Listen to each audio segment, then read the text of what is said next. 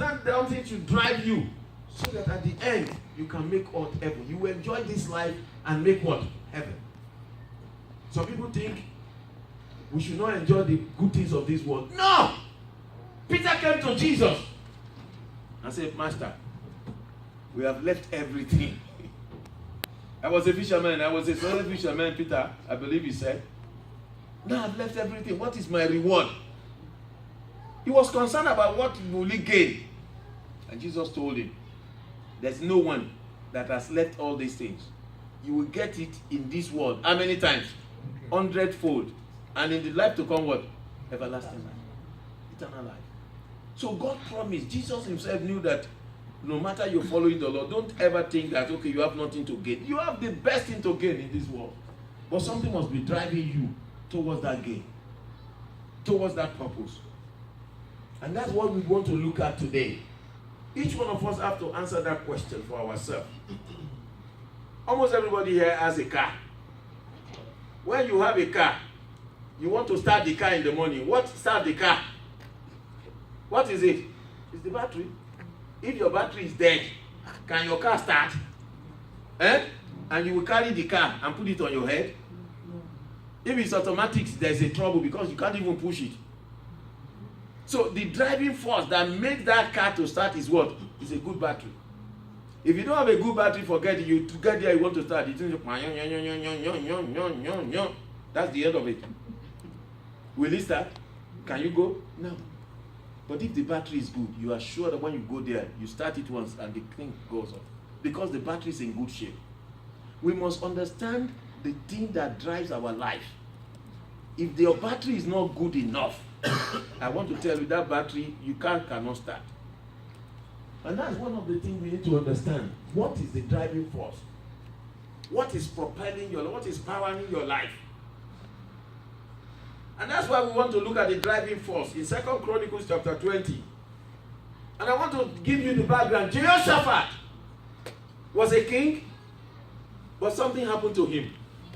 He came, Bible says, it came to pass after this also that the children of Moab, the children of Ammon, and with them other beside the Ammonites, came against Jehoshaphat. Jehoshaphat was a king ordained by God, and he had problems. He woke up one day, and in every direction, look at it, verse 2. And there came some that told Jehoshaphat, saying, there come a great multitude against you from beyond the sea, on this side Syria, and beyond there be in Asazantama, which is Engedi. The man woke up in the morning and informed enemy from the left, from the south, from the north, everywhere. At times our lives, we have a lot of challenges that you look to the front, challenges. You look at the left, challenging. You look at your place of work, challenging. You look at your car, challenging. You look at many things, so many challenges facing. I don't want to call them problems because I know them as they are challenges of life that comes upon all of us. What did Jehoshaphat do? And look at what he did. And I want you to pay attention to it. Verse 3. They told him, have you also been faced with those challenges? They tell you all the problems of this world that you're facing. Jehoshaphat, the Bible says he what? He feared. He was afraid. You know, human beings at times we face challenges. The first thing that comes to us to make us what? Afraid. Fear will come and grip your heart. And you wonder, what am I going to do now? You look at your situation and say, hey, am I the only one in this world? Why am I passing through this? There was a Jehoshaphat fear, but that fear drove him to do something. What did it drive him to do? Jehoshaphat feared, and he did what? Gathered together. He said, he set himself to seek the Lord and proclaim a fast throughout Judah. Jehoshaphat did what? He set himself to do what? To seek who? The Lord. This is Akaji told us. Many of us don't know. She said, when we are at work, she comes here and seeks the face of God and lie down before God and say, God, hey, please, you have to help me out. Amen? Amen. The same thing happens to me.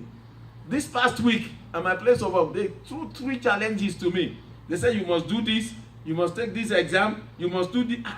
And I look at it and they say, you must give us the answer by Friday. And I look, I say, God, I have so much to do. I get home around 1 a.m. in the morning. Where do you want me to find time to this? And God said, don't complain. God told me, don't complain. I wanted to complain. I said, Lord, he said, don't complain. You know what I did? I started praying. I said, God, please, this thing is just much for me. Can you help me out? And so the first exam I took, I listened to you have to listen to the video, and it's online. It's not paperwork. You have to open to it. I opened to it, and I was listening. I finished reading, and I immediately finished. You have to take exam.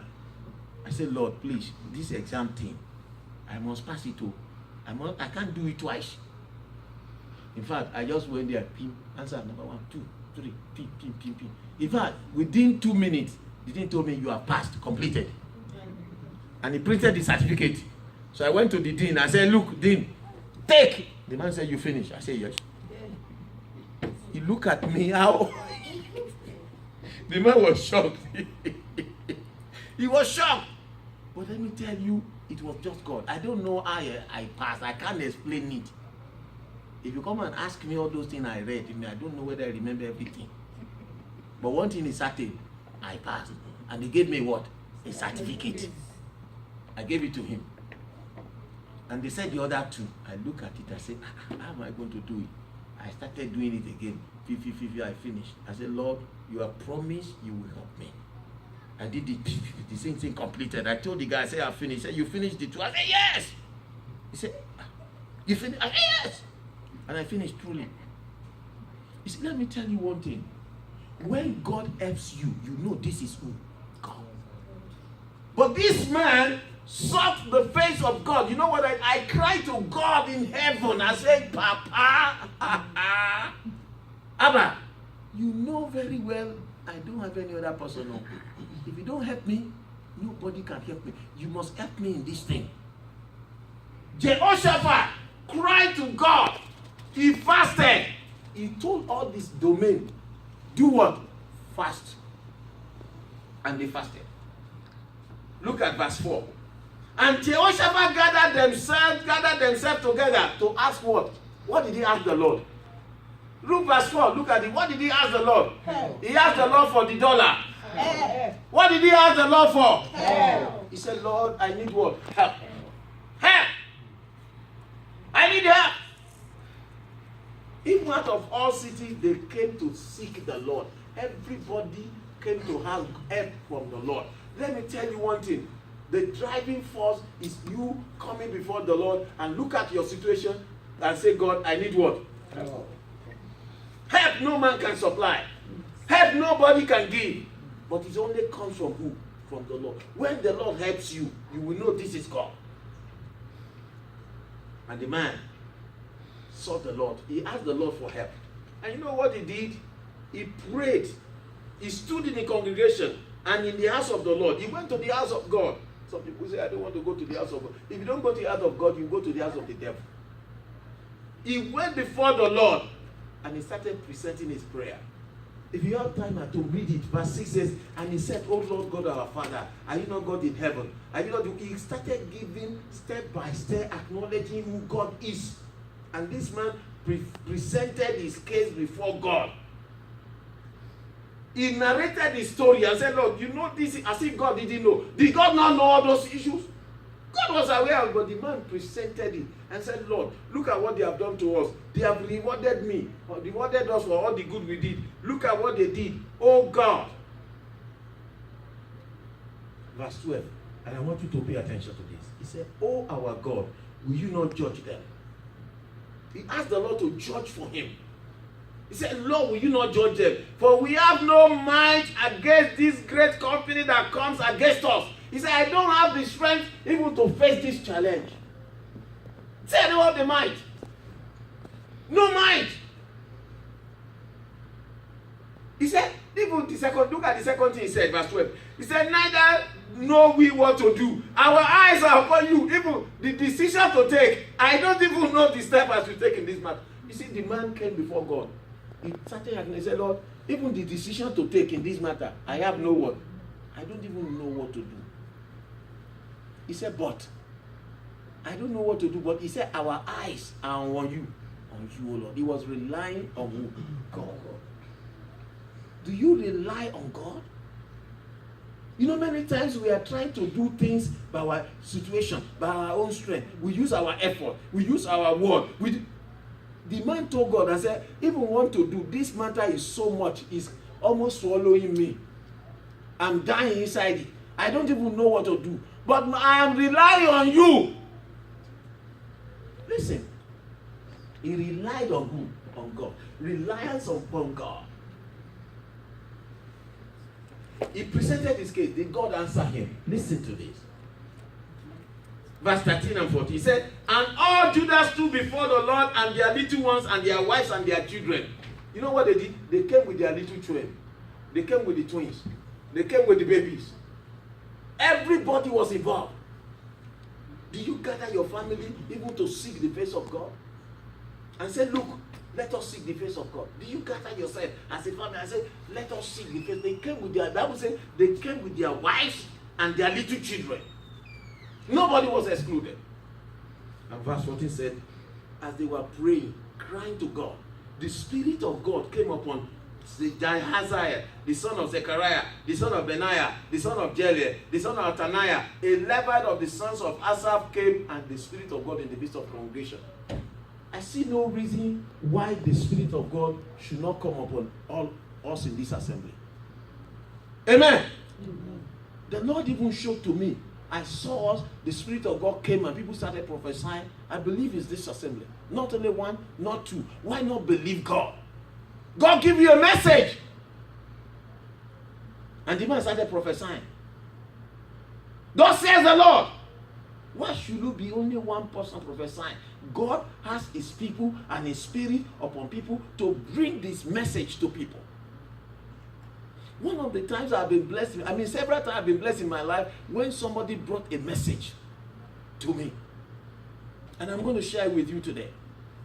Brethren, the Spirit of God started speaking. May the Spirit of God come upon us in the name of Jesus. Amen. One thing I strongly believe is that God doesn't want any one of us to live in what? Darkness. We should not live in darkness. God should have answer for our problems. This man prayed and they cried to God. They fasted and God gave them what? A solution. And it came through one man. At times when we are praying, God can give you a revelation. God can give you a solution to that. Why not raise it and not be quiet? The Spirit of God came upon this man. And did he keep quiet? No. If he has kept quiet, would they know that God has answered them? No. The man started speaking. Thus says the Lord. And everybody was quiet to listen. What is the message of the Lord? And look at what he said, verse 15.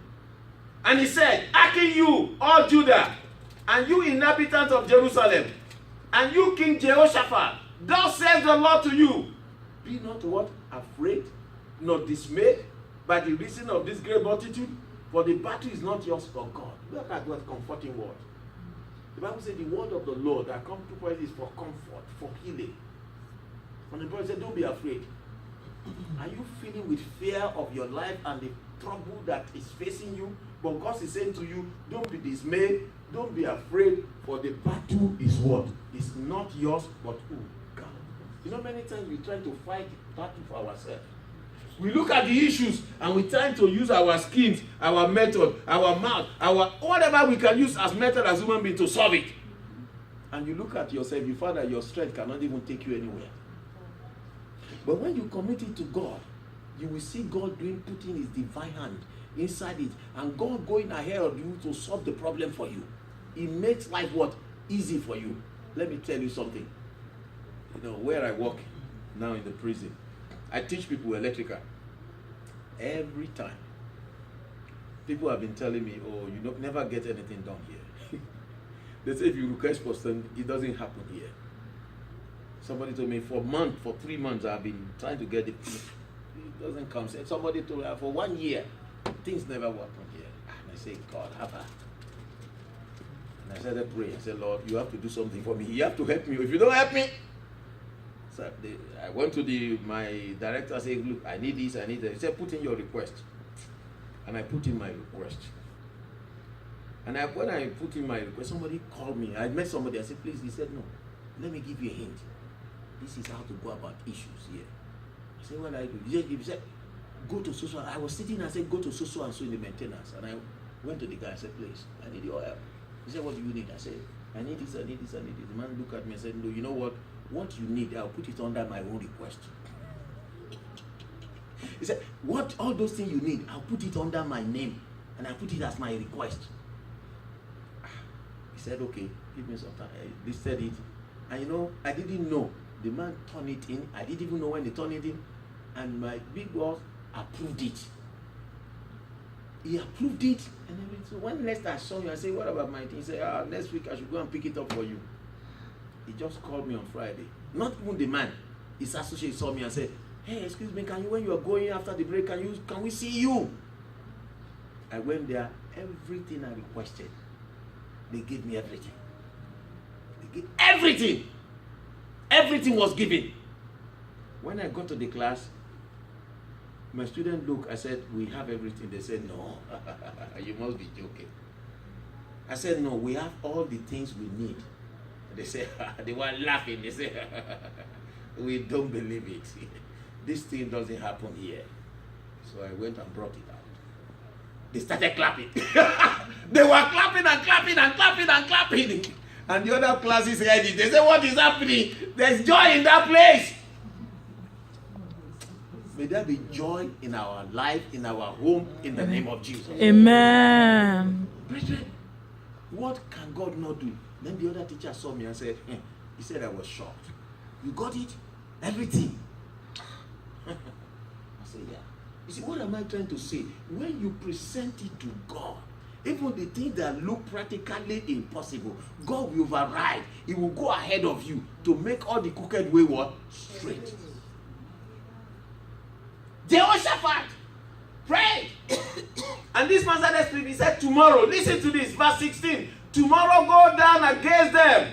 Behold, they come by this cliff of seas, and you shall find them at the end of the brook before the wilderness of Judah. You shall not need to fight in this matter. Set yourself, stand you still, and see the salvation of the Lord your God, O Judah and Jerusalem. Fear you not, be not dismayed. Tomorrow go out against them, for the Lord be with you. Listen to this. I don't know whether you understand that. God said this battle is mine. He said, but you go out. He said, you don't need to fight in this place, but go out. I don't know whether you understand the irony of it. There is a part they need to play, and that is going out. Okay? God told them, don't be afraid. One of the things that we need to take care of is not to be afraid, because there are 365 fear nots in the Bible, one for each day. You wake up in the morning and God tell you, my son, don't be afraid. Corinne, don't be afraid. And God put there another one to make for the leap year, 366, to take care of the leap year. Every day, God tells you, don't be afraid. And look at what happened. Jehoshaphat, when he heard the voice of the Lord, Jehoshaphat did something. Verse 15 to 17. The message came. But verse 18 says, and Jehoshaphat bowed down his head to the ground, and all Judah and inhabitants of Jerusalem, and fell before the Lord, and did what? They worshiped the Lord. When the Lord has spoken to you, do you worship and give him praise? They worship the Lord. And not only that, in verse 19, the Levites and the children of Kohath and of the children of Kohath stood up to praise the Lord God of Israel with a loud what? Voice. When God has done something, you come back to give him praise. The Bible said they rose up and started praising God.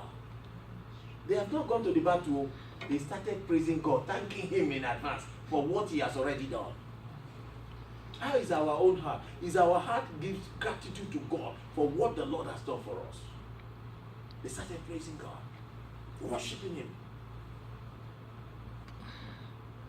And look at what Jehoshaphat said. Take note in verse 20. And they rose early in the morning. Now, after praising God, the next day they rose up in the morning and went forth into the wilderness of Tekoa. As they went forth, Jehoshaphat stood and said, hear me, O Judah, O you inhabitants of Jerusalem, believe in the Lord your God, and you shall be what? Established. Believe his prophet, and you shall what? You shall prosper. Listen to this.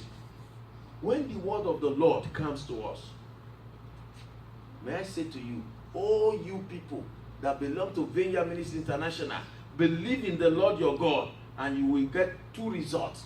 You will be established. Established means you have safely, safely kept. God will safely keep you.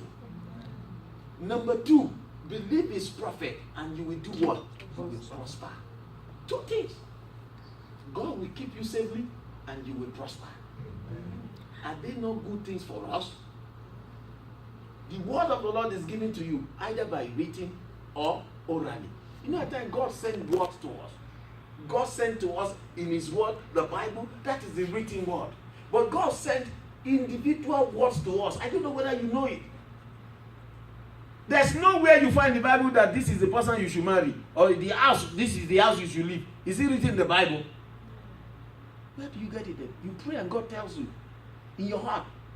That is the word of the Lord to you. And you get what I'm saying? You have to believe. If you don't believe, you can't prosper.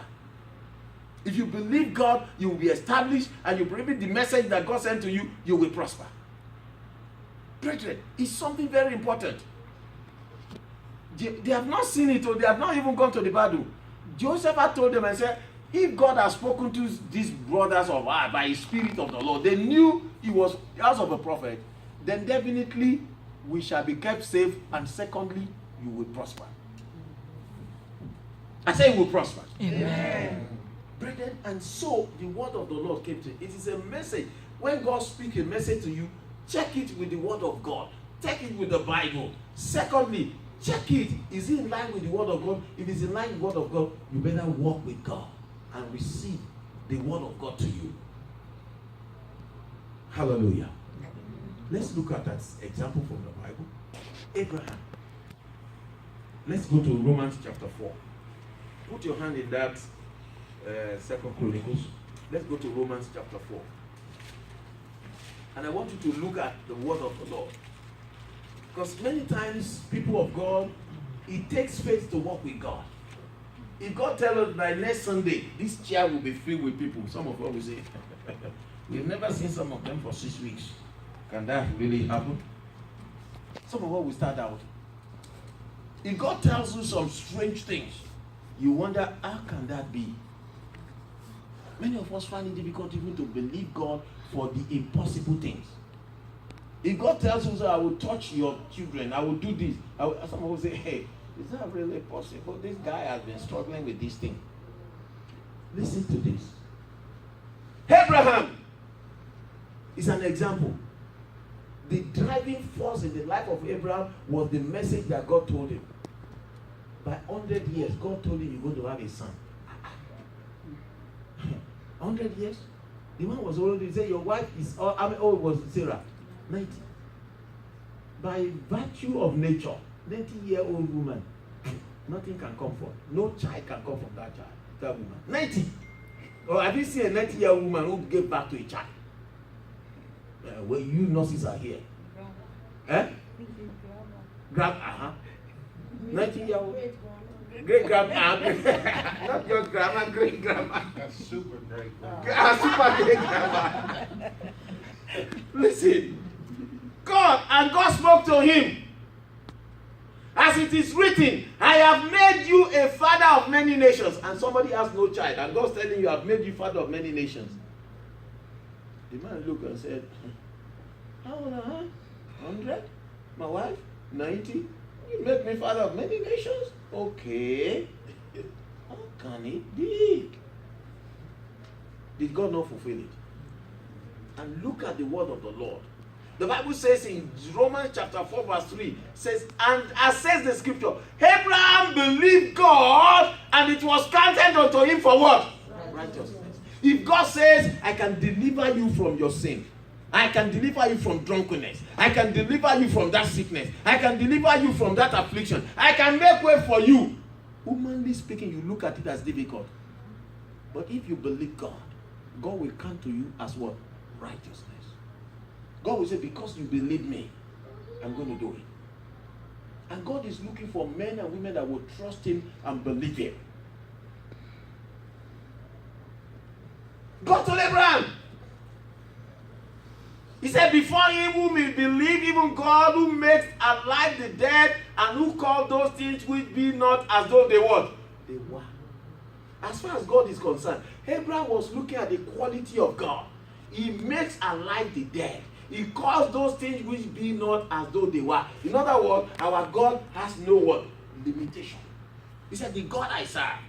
God told him, I have made thee father of many nations. Abraham said, yes, I believe. Because you, God, I look at your quality.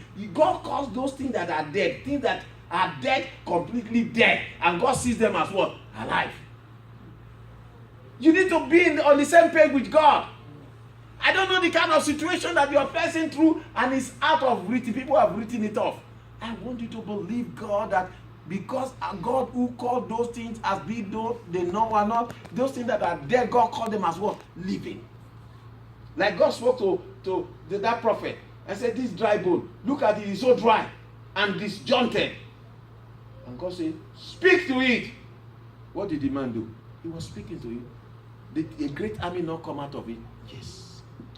Your situation, you can speak to it, and great army will come out of it.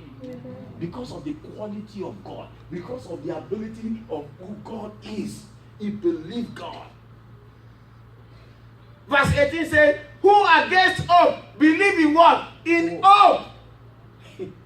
Who against hope believe in what? In hope. Even all hope for him to have a child was already gone. But against that hope, he believed in hope. That though every hope is gone, but I still believe something will come out of it.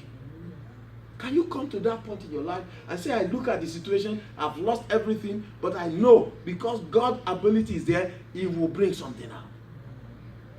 Not because of my own power, but because of His power. You see, God doesn't look at situation as any limitation. I don't know the kind of thing that goes through your mind, and you look at it and you are frustrated, and you are agitated, and you are discouraged, and you are weighed down, and you wonder, how is it going to be on earth? No! Look at what God can do. Verse 19. And be not weak in faith. Look at it. And be not weak in faith. He did what? He considered not his own body now dead. When he was about 100 years old, nor yet the deadness of Sarah's womb. I know Sarah's womb is dead. But that man decided not to look into what? Into the physical realm. Many times don't we look into the physical. Our 1 plus 1, we want it to be equal to 2. But your 1 plus 1 may never be equal to 2. As far as God is concerned. And so what God wants you to do is, the driving force behind it is that you need to look at it and say, okay, I know this situation is like this, but I'm not going to doubt God. That's what he's talking about. In this passage. Be not weak in faith. You can't be weak in faith. Your faith cannot be weak. You consider when your faith is weak, you think you base your judgment on the physical. But when your faith is not weak, you will not consider the physical thing. You will not look at the circumstance and the situation that is behind it. He did not consider the deadness of his body, nor the deadness of Sarah's womb. He said, I'm not going to base anything I'm going to do on those things. I'm not looking at that. When you look at those physical, your faith is weak. It's weak. But his faith was not weak because he based his judgment not on the physical. Though I know this womb of mine is dead, my wife's womb is dead, but I'm not going to care about that. I don't care your situation is. If you do not be weak, he said he was not weak in faith. That's the first stage. The second stage, the Bible says, he staggered not at the promise of God. When God has given a promise, don't stagger at it. Stagger means to waver at the promise of God. Oh, I don't know whether God can do it. I don't really understand this circumstance. I don't know. Don't waver. Stay on the word of God. The Bible says, whosoever the Son shall set free shall be what? Shall be free. Because the word of God says it, he is free. And I see him free. Stay on the word. Stay on the word. You are walking down. Stay on the word. You are driving. Stay on the word. The driving force is the word. Hallelujah. I said the driving force is the word. Before I got married, some people challenged me. I went to preach one day. I went to preach. and I was preaching, you know, they challenged me. They say, okay, excuse me, young man, are you married? I said, no. They say, are you going to marry? I said, yes. They said, will you not taste the women before you marry? I said, no. I said, that is sin. They say, foolish man. They say, you are foolish. How can you marry a woman that you don't know? You need to taste her first to know whether it's sweet. I said, that is sin. I will not sin. They say, okay, you will come and tell us later on that you did it. You wait and see. I said, no. Believe me, I went on my knee. I said, Papa God, hey, this is challenging. No. I said, God, you have to keep me because these people are waiting that I will find. If you don't keep me, this is not going to be nice. Let their word not come to pass. I said, Lord, let their word not come to pass. And you know, and God kept me. I have a testimony. And God kept me. That became a driving force in my life. I said, God, Papa God, I must not sin. I must not sin. And God kept me. Are you getting what I'm saying? Even after I married, some people are still coming. I said, no, I will not sin. There was a day a woman locked me up in the room. I couldn't believe that day. And she's from the church. Oh, locked me up. I look up and down. I say, Papa God, even when I wasn't married, you kept me. How can this one happen here, Papa? Haba. Hey, heaven. You have to help me out. Oh. I prayed inside of my heart until they opened the door. When they opened the door, I ran. I said, thank you, Jesus. I know that one is devil. Devil. Brethren, what are we saying? You have not staggered at the promise of God, but was strong in faith, giving glory to who? To God. Giving glory to God. Verse 21 says, I'm being fully persuaded. Say, I am persuaded. Say, I am persuaded that God, who has begun the good thing in me, He will complete it until the day of Jesus. Are you persuaded? You must come to a point you are persuaded. The driving of life, no, I'm persuaded my God will keep me. My God will supply my need. My God will heal me. My God will deliver me. My God will save me from all these troubles. It will become testimony to His glory. Amen. Hallelujah. Abraham was fully what? Persuaded. You need to be persuaded that God, when He has spoken, is able to fulfill it. The Bible says God watches over His word to perform it and to bring it to pass.